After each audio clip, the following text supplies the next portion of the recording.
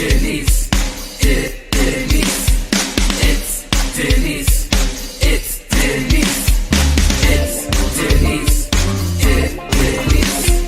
It's a podcast party. It's a podcast party. It's a podcast party. I gotta say, I feel like we're besties now after this. What's up, guys? It's Denise Salcedo. What is up, everybody? Welcome to Speak Now Pro Wrestling. It is May 17th, and we're here to chat NXT 2.0. And it was a show today. I don't know what to say. This was it was not a bad show, but it wasn't a great show here tonight. I was debating coming onto the show. I always like to kick things off by saying a show is really good or a show is bad or a show is okay.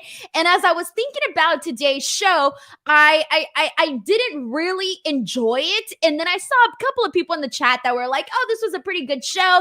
And I'm like, man, am I not seeing things here the same way? Like, what am I missing? So, I started to go through my Rolodex of memories of what happened on today's show. And I've come to the conclusion that the things that are good on NXT are pretty good.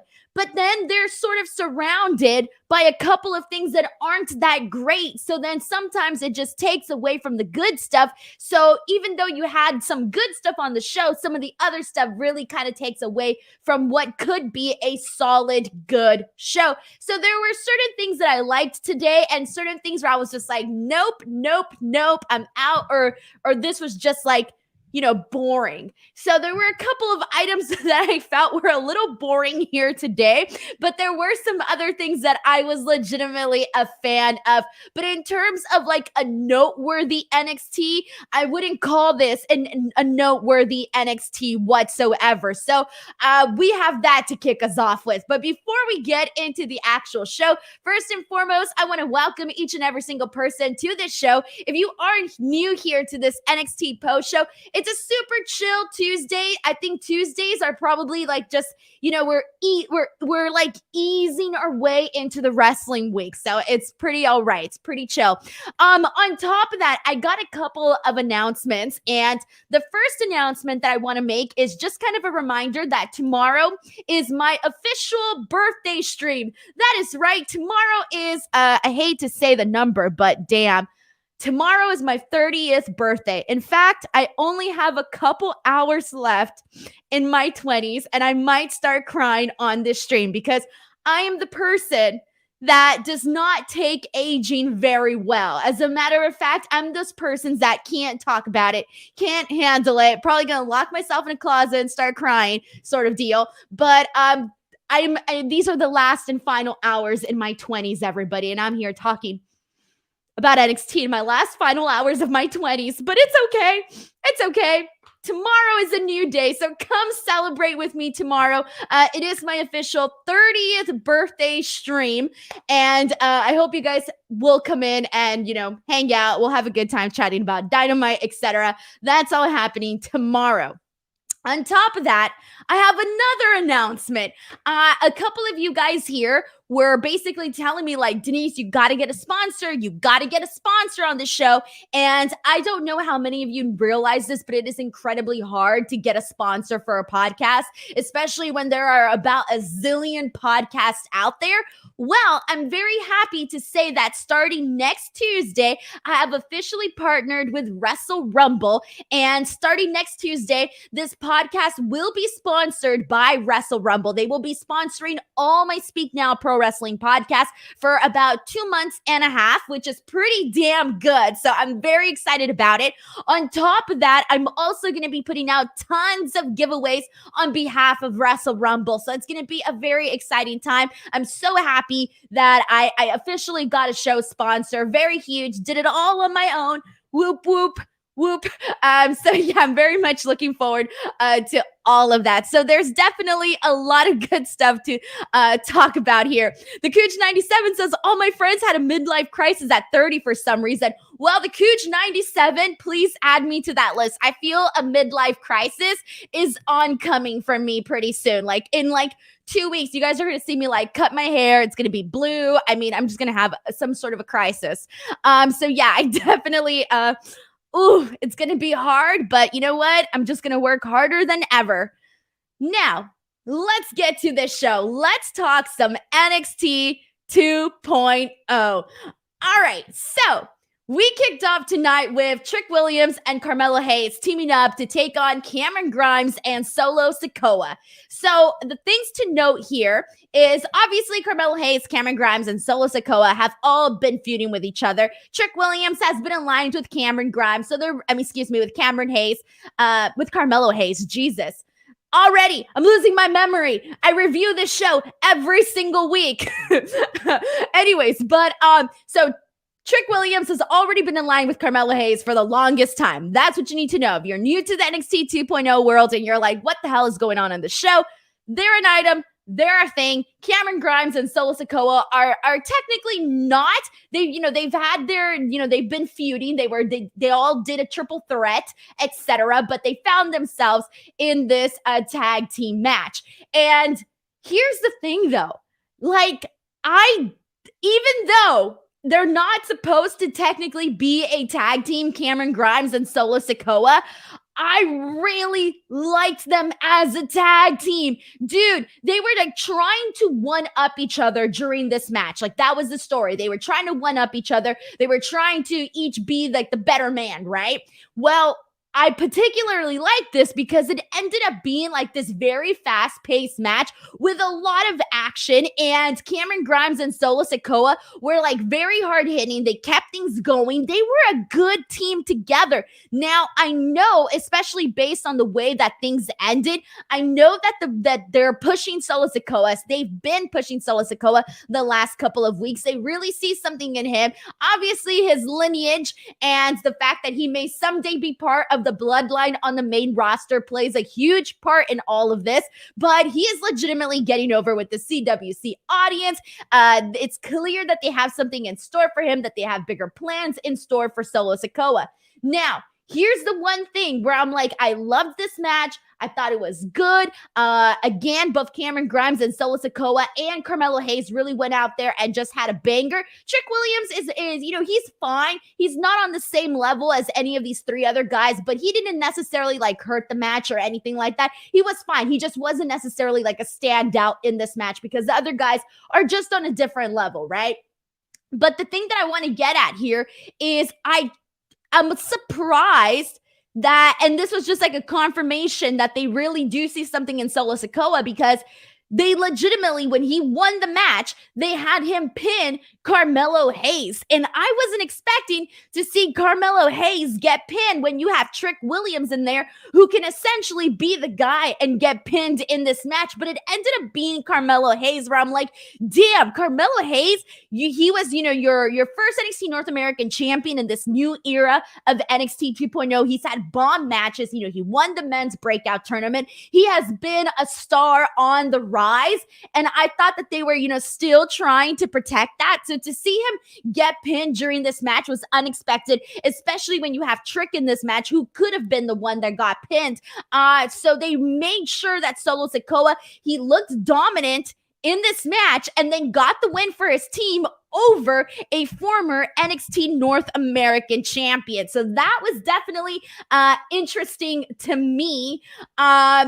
I don't know if I would have gone about it that way, because one of the major things, and I'll talk about this more later on, one of the major things that we need to discuss with NXT 2.0 is that aside from like Braun Breaker, there really isn't anybody that is sort of on that Braun Breaker level where you're like, oh, this guy is going to be like this big, massive star, right? Like for sure he's going to go to the main roster, etc. Like they don't really have guys to be up there at that level with Braun Breaker. And it's not that they don't have him, it's just that they're not pushed to be there. So I'm like, Carmelo Hayes is one of the guys that I would at least continue to protect, so that when he eventually, maybe when Braun Breaker needs a little bit more challengers, Carmelo Hayes could be an option. But I'm like, damn, This was a little surprising that he took the pin in this match, but here we go. We got a super chat here from Christopher Marino.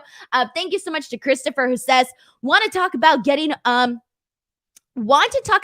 old. My son's graduates high school on Sunday, and congrats on the sponsor. Thank you so much. And I'm so sorry that you now officially feel old because your son is graduating high school on Sunday. But dude, awesome for your son though. It's a very awesome moment. Man. Hey guys, it's life, right? We just got to keep going. There's nothing we can do. Thank you so much, Christopher Marino, for the very kind super chat here. And let's go ahead and see what people are here saying. This is from Walter Johnson, who says, I agreed with Denise on the Grimes tag match. Thank you so much. I appreciate this. And let's go ahead and get some more comments in here. And let's see what we got here. This is from Zeno Hour, who says Solo is the next NXT North American champion. I have a feeling that he's definitely headed that way. I think at this point they got to. I mean, the dude is being protected. He's being pushed, and he is getting a good reaction with the CWC crowd. So things are definitely looking up for Solo Sikoa. Alrighty, and now let's go ahead and move on from here, everybody. So now, we got a quick promo from Pretty Deadly. They're wearing their white crop tops, etc. Let's get into the NXT Breakout Women's Tournament. So this has been a decent tournament, I would say. Like, it's been okay for NXT 2.0.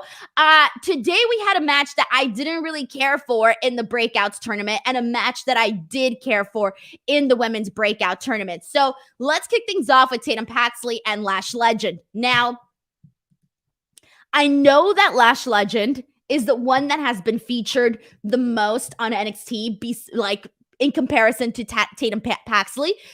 Lash Legend has been featured more than Tatum. So I know because of that, people were expecting Lash Legend to win. And I know that a lot of people are expecting Lash Legend versus Nikita Lyons in the finals of the NXT Women's Breakout Tournament. But I personally feel that Lash Legend winning this match, defeating Tatum Paxley, was the wrong call. And the reason for that is, when she won this match, there was absolutely no reaction whatsoever to Lash Legend. And this isn't, it's unfortunate. She just hasn't connected with the crowd yet. And she's a heel. Lash Legend is a heel, but she hasn't connected with the crowd in a way where she's even getting like massively booed or anything like that. It was crickets. It was crickets when she won this match. And, you know, some of the things that have been impressive during this match for her, her size is impressive. You know, she doesn't do things like very, very fast in the ring. She does things like, she does things, I would say, in a slower tempo. But she's never done anything that I would say was like, you know, that looked tremendously bad or anything like that. She just, you know, moves at a slower tempo, and she does things, you know, with her size a little bit more. She tends to look good, I think, because of her size. There was a moment in this match where Tatum Paxley even lifts up Lash Legend on her shoulders, and Tatum Paxley, you know, she's not necessarily a super small girl. She's not like Roxanne, Perez, like that sort of size. She's a little bit taller from what I recall, but in comparison to Lash Legend, for her to even pick her up even slightly, I thought was pretty massive. So I liked that moment, but I liked the drop kicks from Tatum Paxley, bringing down Lash Legend. All of that was fine. But I just feel like without the connection with Lash Legend and the crowd, and there being no reaction, I didn't think that she should have been the one to advance in this tournament. I would have preferred to see this opportunity for Tatum Paxley, because at least with Lash Legend, she's been featured already on the show. She had that talk show that she was doing for a while. She was already feuding with Nikita Lyons. You know, she's already been doing all of this stuff. I don't feel like she needs to continue any further in this tournament. I think that Tatum Paxley, considering that she's a new face and we hardly know her, I think I would have liked to kind of see her go a little bit further, just so that we can kind of have a new name there to kind of talk about here.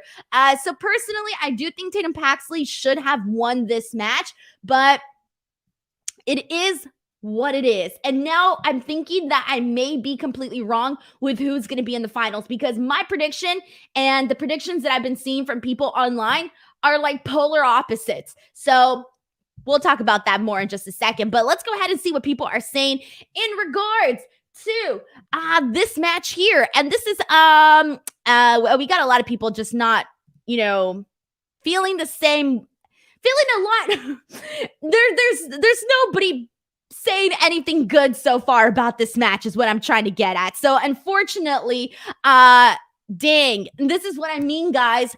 It's just not happening. She's just not connecting with the crowd just yet. Cadillac Carson says, quite frankly, the former Roxy doesn't win this tournament. What a shame. I thought that it was a shoo-in that she was going to win this tournament. I legitimately did. And now I'm starting to second guess that. I'm starting to think that she's not going to win this tournament. Maybe I'm wrong. I just don't know. Tony sends in a comment saying Tatum truly deserves more victories in future NXT episodes.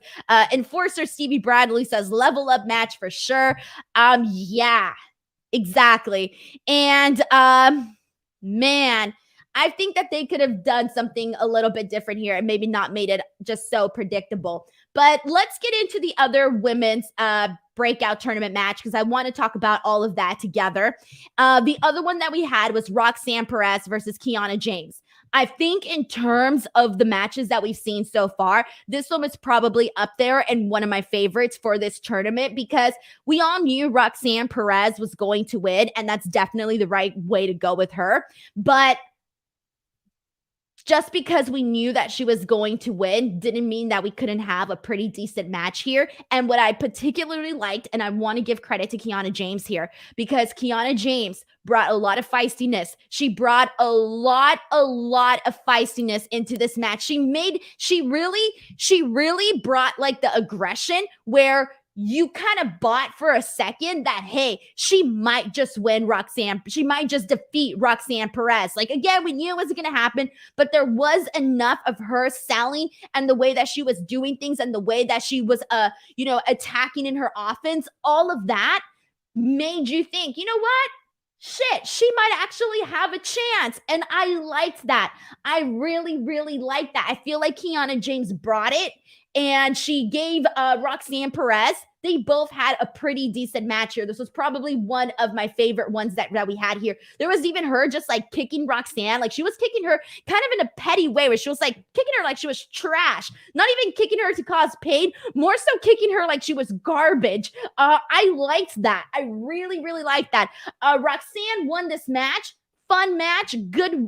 This was probably the best one we've seen from this tournament. So let's pull up this graphic here. And so on the left side, we have Nikita Lyons and Fallon Henley. On the right side, we have Roxanne Perez and Lash Legend continuing in this tournament. So here is what a lot of people are expecting. A lot of people are expecting to see in the finals Lash Legend versus Nikita Lyons. I'm sorry, but I do not think that Roxanne Perez should be losing and not making it to the finals. Like, unless she gets like costed this opportunity, someone cost her the match, even then, I don't think it would be a good idea to do that to her, but I can see them doing it in a storyline way. But I do not think that Roxanne Perez should be eliminated from this tournament. She should not be in the finals. Now, so I want Roxanne Perez to win. I think that is my theory, to win the entire tournament. But okay, let's say she does defeat Lash Legend and she makes it to the finals.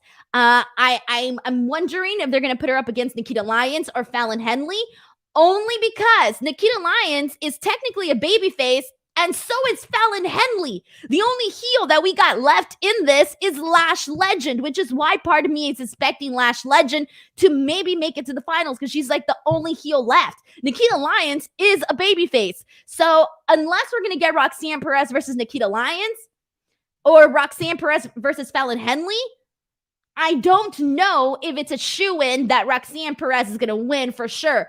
She was my pick in this tournament. I legitimately thought, oh, this tournament is perfect. Roxanne Perez is going to win.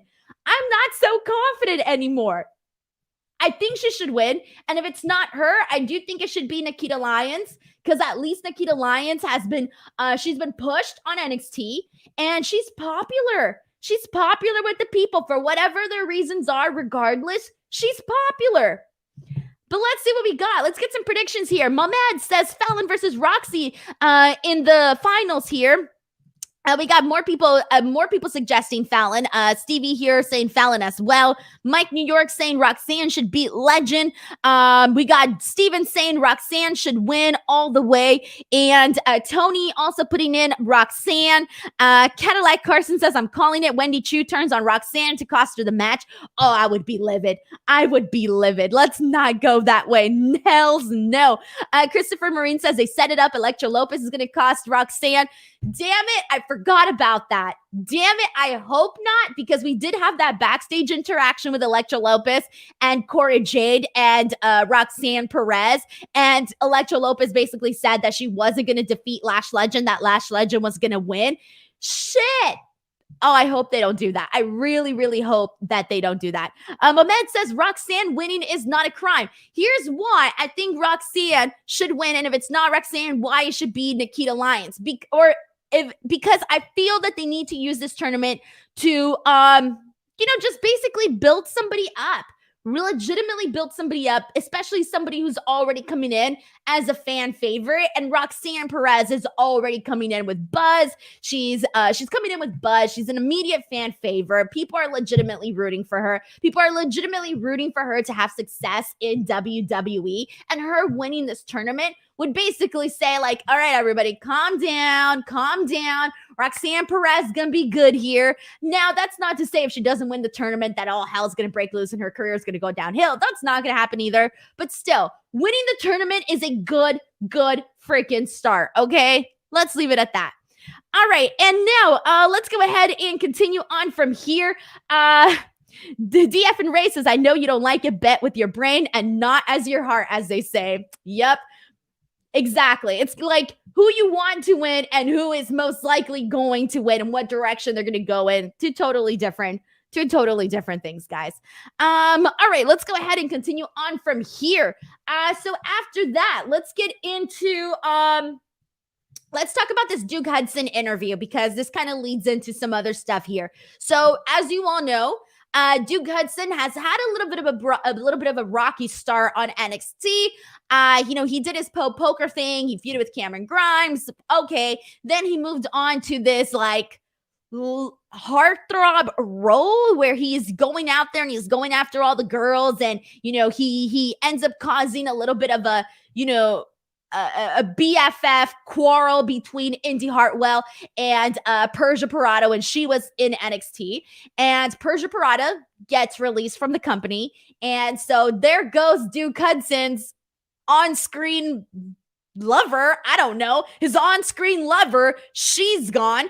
And they officially had the closure immediately afterwards with Duke Hudson and Lash Legend. And they basically said, like, okay, they went their separate ways.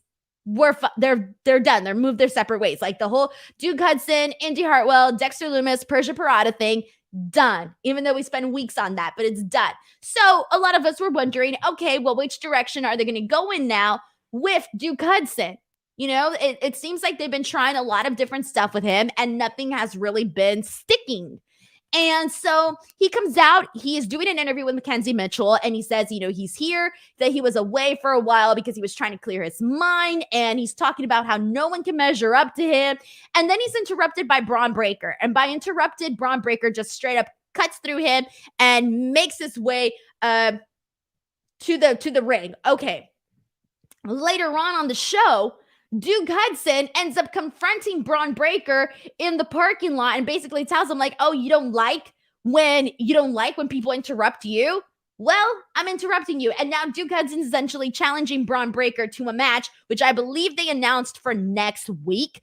And here's my whole thing. I'm like, that's all they've got for Braun Breaker right now? This feud with Joe Gacy, which has not been the hottest thing. And then Duke Hudson. Like, based on the story that they've been telling with Duke Hudson, they necessarily haven't been building up the guy so much. And so the fact that we're going into Braun Breaker and Duke Hudson for, just for a match while he's feuding with Joe Gacy, it's a little bit of a, it basically tells me that there aren't very many options as to who else could be going out there and having these matches with Braun Breaker. And this kind of goes back, and this reminds me of Grayson Waller, because Grayson Waller, he was the guy that was feuding with AJ freaking Styles on NXT. He, at the end of the day, you're rubbing elbows with AJ Styles, and you're featured in a program with AJ Styles. You're gonna get a little something from that, obviously. And Grayson Waller was getting a little bit of heat, etc. Things were working. People were, getting behind him as a heel. People were, irritated by him. He cut some really good promos, etc. And I'm thinking, why not keep that, momentum that Grayson Waller had? Build him up a little bit. Get him in a match with Braun Breaker. The guy literally came off of a program not too long ago with AJ Styles. So I feel like I don't understand why they couldn't follow up with that, maybe with Braun Breaker or something like that. I think they could have done just something a little bit differently, because this doesn't feel like a big, just given the story that they've done with Duke Hudson, it doesn't really feel like he should be confronting Braun Breaker as of yet. So that's how I felt about that. All right, let's go ahead and continue on from here. This is M. Durrett, who says Braun feels cold as ice right now. Yeah. Oh man, we still got so much to talk about, guys. There's a lot. That's what I'm saying. Like, there was some good stuff on NXT today, and there was some stuff where I'm like, what are we doing? What is happening here?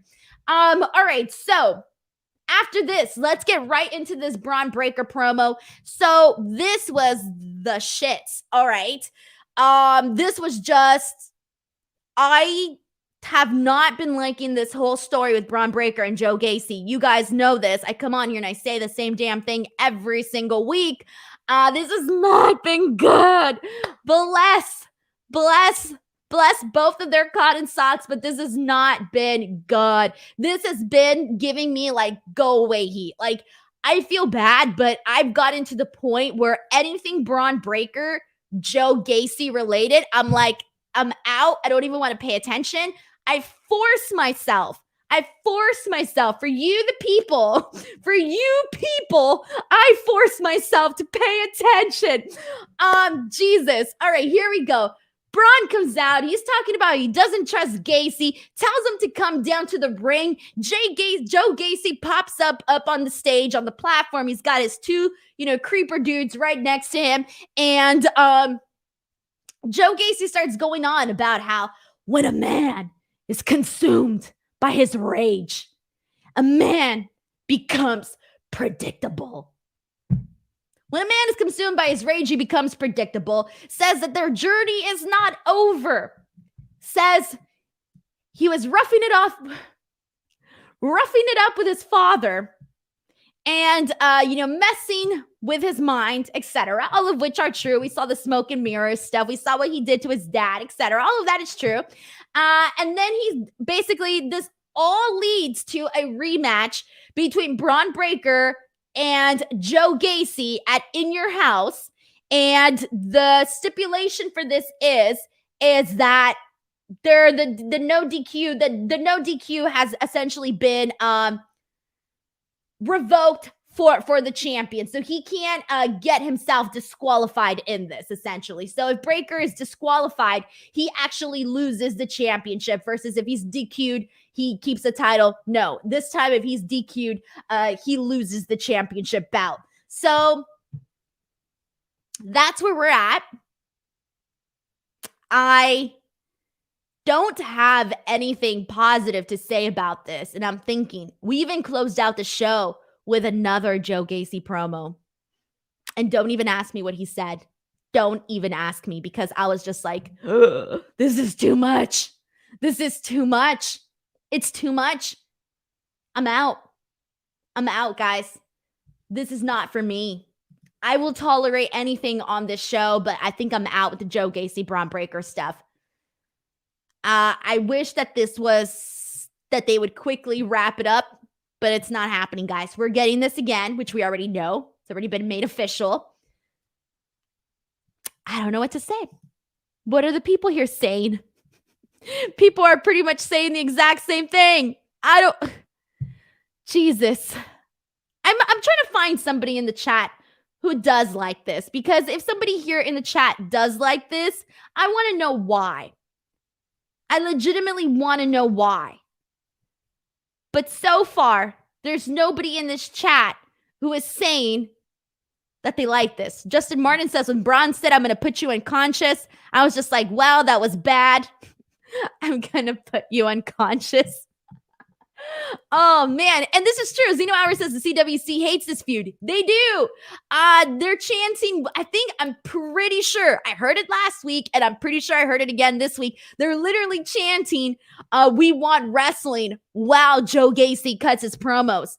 Like, if they're going to do these, I feel they need to at least do sound bites, man. Don't read me a whole freaking poem, because this is what it feels like. The Joe Gacy stuff feels like poems that go in circles and make no sense. If they're going to have them do this, go out there, hit me with some quick sound bites and get out. That's it. Sound bites and go. Not a whole freaking poem. Thank you. Now the World 138 says he likes it. But why? The question is why? All right. Let's go ahead and continue on from here. Mike Key says, am I the only mark on Twitch? I love it. I do stream live simultaneously on Twitch and YouTube, but I would say that my YouTube viewers are a little bit more engaging than the Twitch viewers. So the Twitch homies need to show up, man.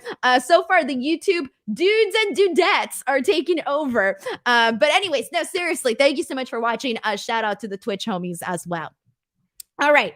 So now let's go ahead and continue on from here, guys. Let's get into the rest of this. All right. So after the Braun Breaker stuff, we go into Indy Hartwell, and Indy Hartwell, she has herself a quick little promo, and basically, she's poor girl. Everything that she was working on the last couple of months got taken away. Her whole marriage, her on-screen marriage with Dexter Lumis, guys released, gone. Okay, then Persia Parada, her bestie, who they were teaming with, they were kind of on and off friendship, but the last time we saw them, they had made peace. All right, they had made peace. Now she's gone too. So Indy Hartwell, it's almost like she has to start from scratch. Like, where do you go from here? Because both two big things that were part of your character, gone, diminished, gone. All right, so she's talking about how she's feeling down. She's feeling down, but that this is the first time in her career that she's going to be able to fly solo. Okay, then last week, Mandy Rose was essentially bullying her, making fun of her because a man left her, saying that she can't keep a man, etc. Okay, so she challenges Mandy Rose and basically calls her out and stands up for herself. So good for her, but she's on the same wavelength right now as Duke Hudson and Wesley, because these are all people that lost a major part of their story and now they're trying to find someplace else to fit in. So, thoughts on Indy Hartwell? Jacoby says, I make sure to watch Denise on Twitch. I think it's a great time. Dude, the Twitch homies, they're coming out. This is very exciting for me. Hell yeah. I'm gonna reach out to Brian and I'm gonna tell him, you know what? The Twitch homies are now rooting for me, Brian Alvarez. Just kidding. I love Brian. He's my boss, clearly. But anyways, let's go ahead and see what people are saying here in regards to all of this. Steven says, hopefully Indy can finally get a chance to shine. I would love for her to dethrone Mandy. I don't think she's at that. I don't think she'll dethrone Mandy. I feel like they just have a lot riding right now on Mandy. And for the most part, Mandy has been doing a decent job in her role and the position that she's been given. I don't think she'll dethrone Mandy, okay? Like, that's not happening. But she does have a very good, she has personality. Because when she was with The Way, she was like one of the persons that got the most over on The Way. And then, she goes into this marriage with Dexter Lumis. So a lot of that stuff, it was funny. There was some funny stuff in there with her and Dexter Lumis. And they're like polar opposite personalities kind of like came through and they shined and all of that. Indy Hartwell had personality. She's funny. We've come to learn that. In-ring wise, I don't really feel we've gotten to see very much of her in terms of like, I don't really feel like I can say like she's good or she's bad because I don't really feel we get to see that much from her, because even when she did have matches when she was teaming with Persia Pirotta, the person that was standing out during those matches was Persia Pirotta. Like, Indy Hartwell stands out because she has personality. Persia Pirotta stood out a little bit more to me because she was just a little bit better in the ring. So I feel like I can't really judge Indy Hartwell too much because I don't really feel we've seen much of her in-ring skills. So we'll get to see it eventually, but let's see what we got here. All right, so let's get some thoughts in here. Let me make sure I got all of them and see what people are saying here. Everybody's showing up on Twitch now. I love it. I love it. Ray Navarro says, I don't even watch NXT WWE, just here to support Denise. I will tell you this, like, the viewership for these NXT streams definitely changed when it went to NXT 2.0. I feel like, and this was something that it does suck because a lot of people lost interest in NXT when it changed to NXT 2.0. So I know that the interest for NXT 2.0 coverage is not necessarily like up there. So thankfully, there are people that still come in. There's still people that actually watch the show. And then there's people that don't watch the show that just come in and find out what's actually going on the show. But NXT Black and Gold going to NXT 2.0, I feel definitely hurt those podcasters that were covering NXT because no matter where your views are at, I feel like everybody kind of like people like lost interest when it went to NXT 2.0, which is unfortunate, but what can you do, guys? What can you do? Alrighty, and now, okay, here finally, Chanel. Hey, Denise, I like Joe Gacy. He has that Bray Wyatt vibe. NXT needs a dark character. Now, I was never, now here's the thing. I was never like a big fan of Bray Wyatt. Like, I wasn't like those big, like, diehard Bray Wyatt fans, but I never felt like Bray Wyatt never had go away heat with me. I would at least pay attention to what he was doing and his promos, and I loved his promo work. So to me, I feel that you can't compare Bray Wyatt and Joe Gacy.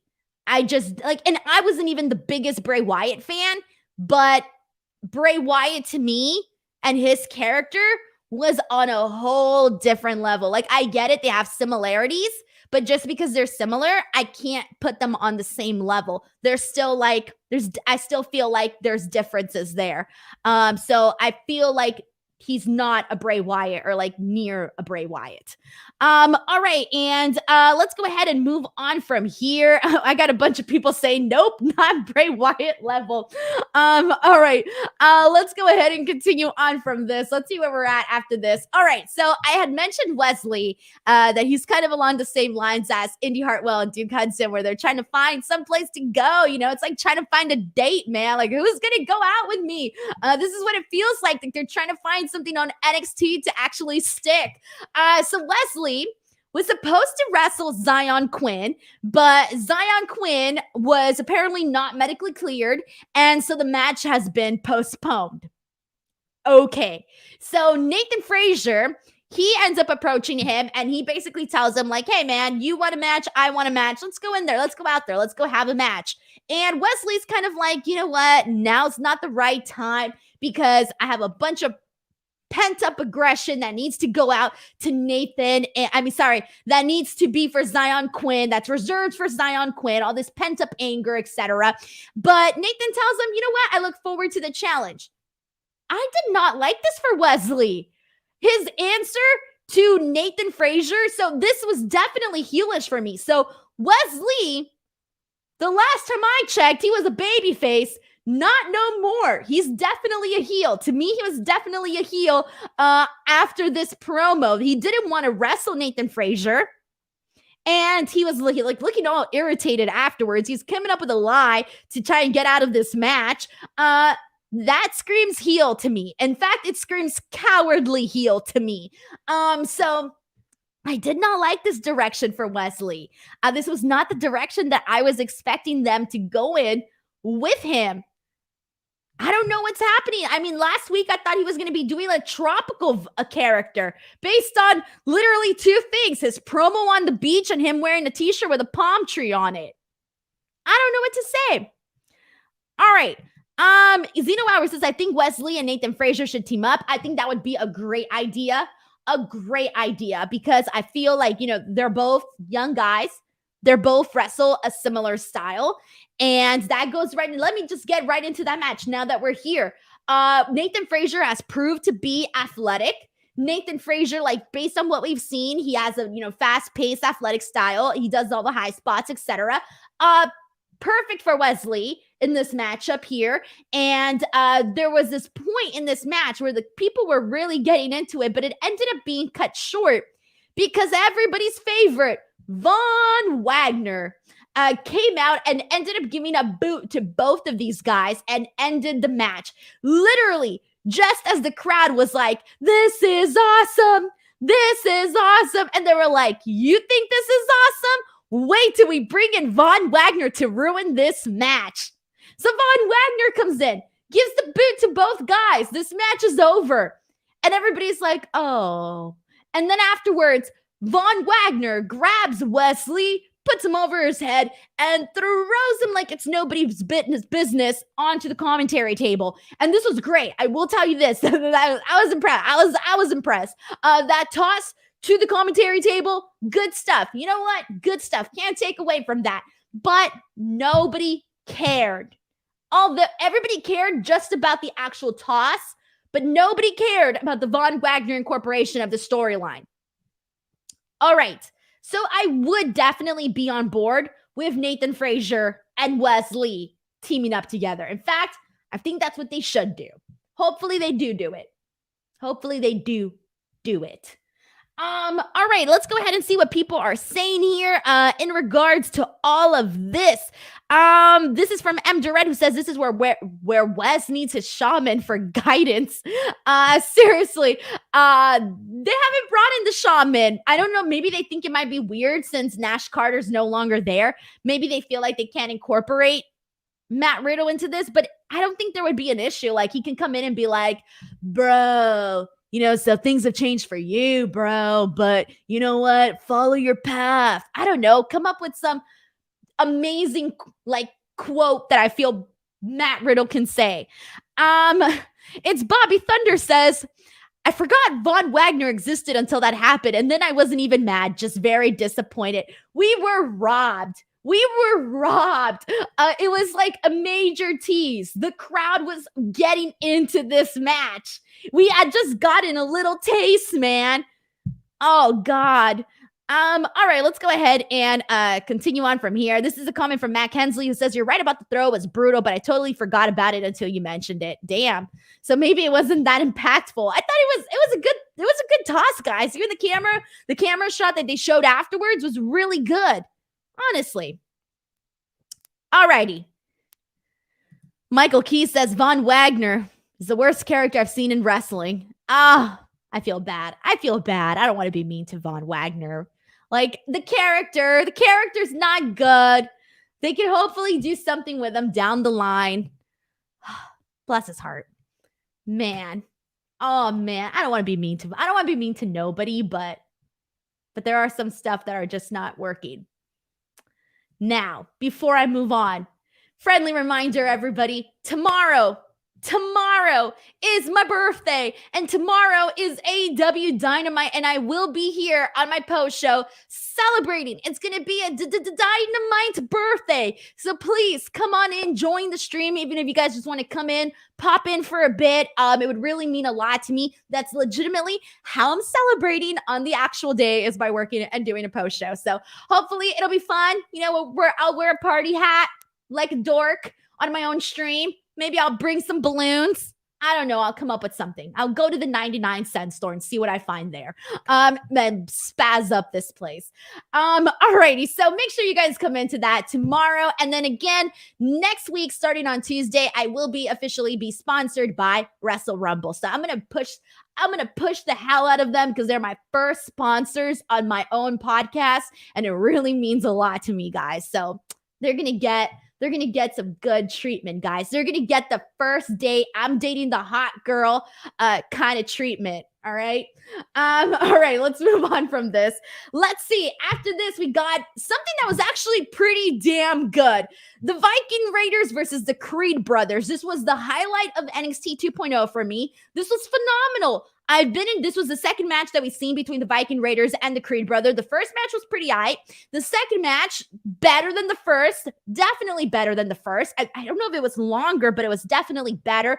A lot of really great spots. They kept the action going, hard hitting.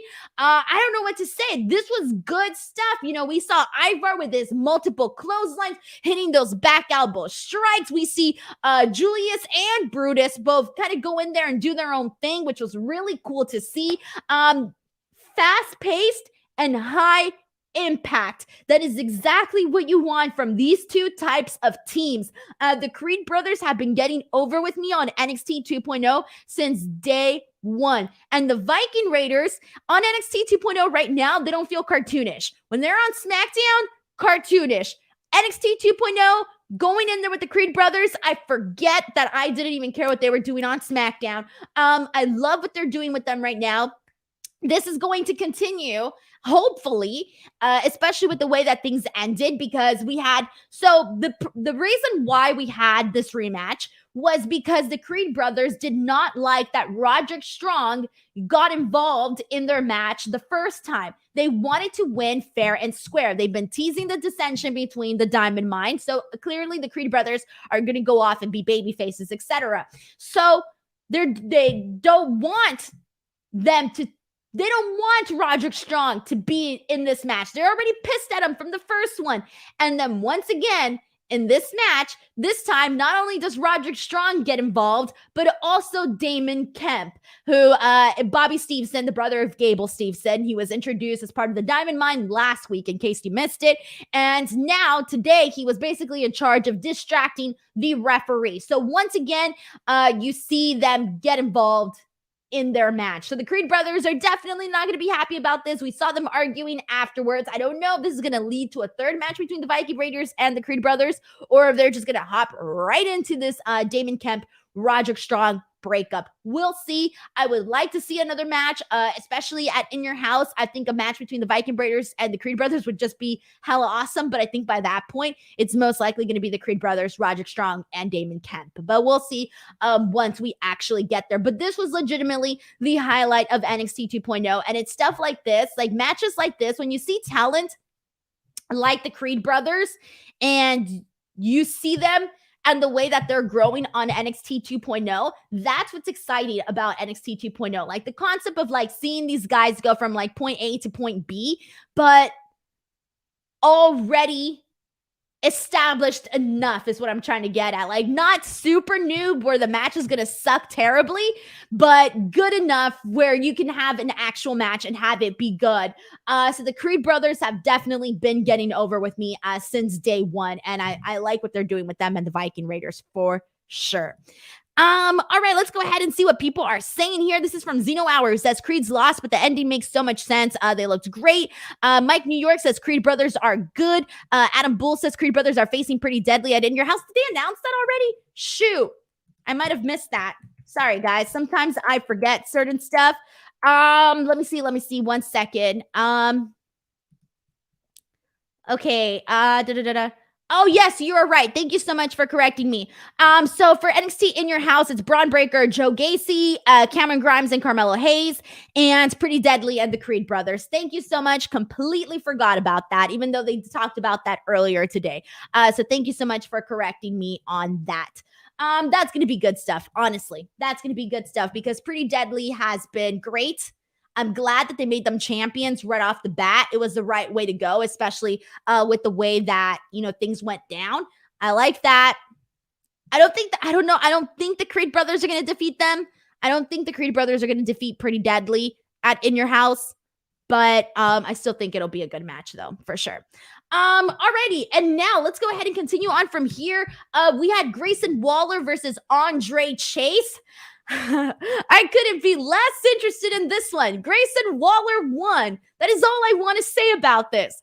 Grayson Waller should be doing something else. As I said earlier, the man got the rub from AJ Styles, and fast forward to like 2 months later, here he is having this match with Andre Chase, in which nobody cares about. He should have been challenging Braun Breaker, even if it was just a one-off. Not even a full storyline, even just a one-off match. After this, I already talked about the women's match, so we're caught up with all of that. I already talked about Wesley and Nathan Frazier. We talked about that. So all we have left to talk about here is the main event, and that was Tony D'Angelo versus Santos Escobar. Now, I've been loving everything that they've been doing for this match. I legitimately have all of the vignettes, hell, even the kidnappings, the phone calls, the business meetings, the mind games, everything that they've been doing for Tony D'Angelo Santos Escobar has been a hit with me. I've been a fan of this. Now, with that being said, this match I didn't think was that great. And I know that this match is continuing. And it was funny because when this match started, I was like, man, this really needed some sort of stipulation. This needed weapons or something.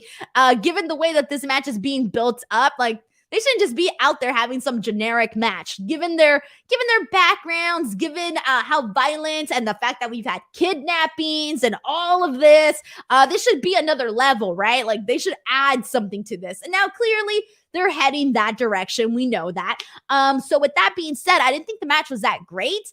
But the ending, I loved the ending though. I was a fan of the ending because what we end up seeing is Tony D'Angelo, he's looking for his pipe or his crowbar, whatever it is. He's looking for it, and it's not there. Legado del Fantasma, they essentially took it because they knew that he was going to try and cheat and try and defeat Santos Escobar by cheating. So, but obviously, Santos Escobar had to plan up his own sleeve, and while the referee and all of the distraction was happening with Legado del Fantasma and Tony D'Angelo, he ended up getting brass knucks, which he had hid beneath like the ring apron, and he pulled that out. He pulled out the brass knucks and ended up punching Tony D'Angelo in the face. Referee didn't see the brass knucks, and he ended up winning the match. So they both, one attempted to cheat and was caught. They were 2 steps ahead of him.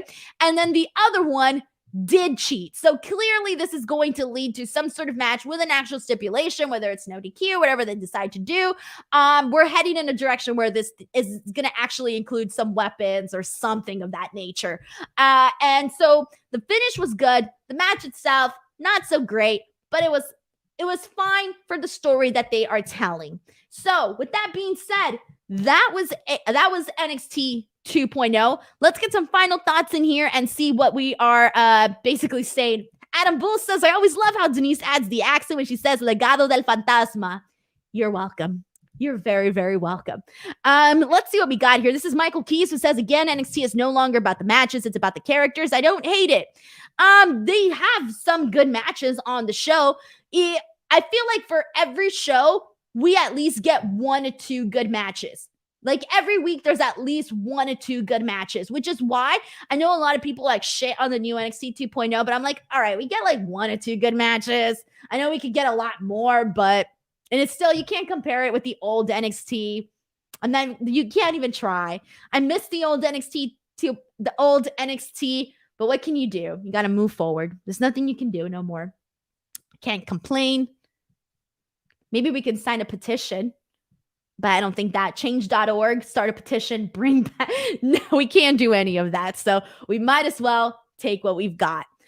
Alrighty, everyone. Thank you guys so much for watching NXT 2.0 here today, watching this post show. Thank you guys so much as always. I appreciate you all. Please, if you enjoyed this stream, go out there. tweet about it. Let the people know so that they can come out and check out the show. I'm doing my best to promote the stream constantly. And so I hope that you guys will go out there and help me spread a positive word about this show. And if you did enjoy it, give it a like, subscribe to F4W Online, and I will see you tomorrow for AEW Dynamite coverage. Bye, everyone.